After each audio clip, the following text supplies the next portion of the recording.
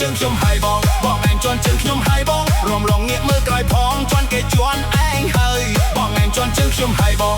ឯងជន់ជើងខ្ញុំហើយបងរំលងងាកមើលក្រោយផងជន់គេជន់ឯងហើយ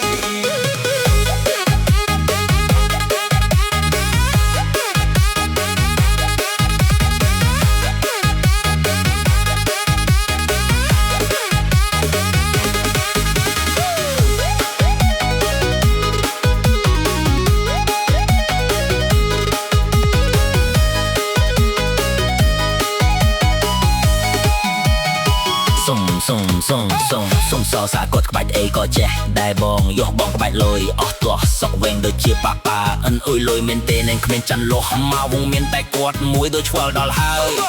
ដូចឆ្វល់ដល់ហើយណាដូចឆ្វល់ដល់ហើយនោះមានតែគាត់នឹងមកខុសតិចតួចវាមិនថៃមិនអីទេបងរំទៀតចុះខ្ញុំប្រាប់យកកលអត់ទេតែឃើញបងរំសប្បាយខ្ញុំក៏សប្បាយដែរតែកំលុះក្រមុំរំហូរហែ